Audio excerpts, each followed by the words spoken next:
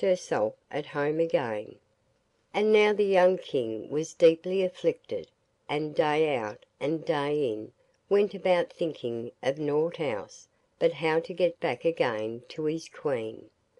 "I will try to see if there is any place where I can learn how to find Whiteland," he thought, and journeyed forth out into the world. When he had gone some distance he came to a mountain, where he met a man who was lord over all the beasts in the forest, for they all came to him when he blew a horn which he had. So the King asked where Whiteland was. "I do not know that," he answered, "but I will ask my beasts." Then he blew his horn and inquired whether any of them knew where Whiteland lay, but there was not one who knew that. So the man gave him a pair of snow shoes.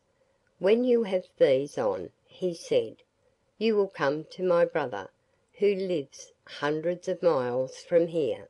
He is lord over all the birds in the air. Ask him. When you have got there, just turn the shoes so that the toes point this way, and then they will come home again of their own accord." When the King arrived there he turned the shoes as the lord of the beasts had bidden him, and they went back. And now he once more asked after Whiteland, and the man summoned all the birds together, and inquired if any of them knew where Whiteland lay. No, none knew this. Long after the others there came an old eagle. He had been absent 10 whole years, but he too knew no more than the rest.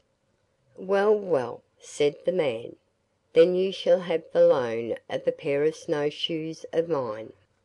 If you wear them you will go to my brother, who lives hundreds of miles from here. He is lord of all the fish in the sea. You can ask him, but do not forget to turn the shoes round." The King thanked him, put on the shoes, and when he had got to him who was lord of all the fish in the sea, he turned the snowshoes round, and back they went just as the others had gone, and he asked once more where Whiteland was.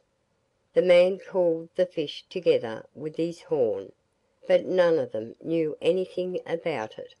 At last came an old pike, which he had great difficulty in bringing home to him. When he asked the pike, it said, "Yes, Whiteland is well known to me, for I have been cook there these 10 years. To-morrow morning I have to go back there, for now the Queen, whose King is staying away, is to marry some one else." "If that be the case I will give you a piece of advice," said the man. "Not far from here on a moor stand 3 brothers, who have stood there 100 years fighting for a hat, a cloak, and a pair of boots. If any one has these 3 things he can make himself invisible, and if he desires to go to any place he has but to wish and he is there. You may tell them that you have a desire to try these things, and then you will be able to decide which of the men is to have them." So the King thanked him and went and did what he had said. "What is this that you are standing fighting about for ever and ever?" said he to the brothers. "Let me make a trial of these things, and then I will judge between you." They willingly consented to this, but when he had got the hat, the cloak, and the boots, he said, "Next time we meet you shall have my decision," and hereupon he wished himself away. While he was going quickly through the air he fell in with the North Wind. "And where may you be going?" said the North Wind.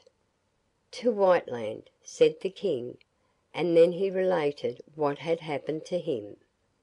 "Well," said the North Wind, "you can easily go a little quicker than I can.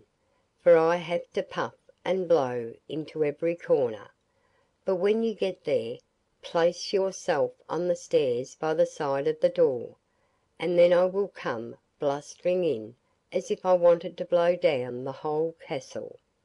And when the Prince who is to have your Queen comes out to see what is astir, just take him by the throat and fling him out, and then I will try to carry him away from court." As the North Wind had said, so did the King.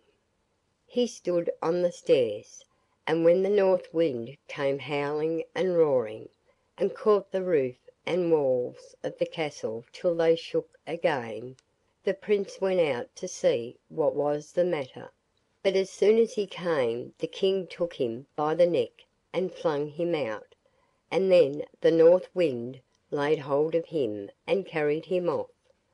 And when he was rid of him the King went into the castle.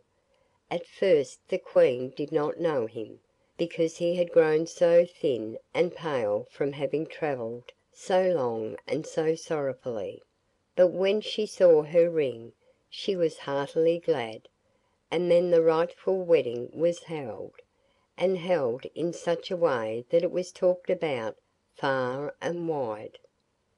From J. Moe. End of Chapter 15 of the Red Fairy Book.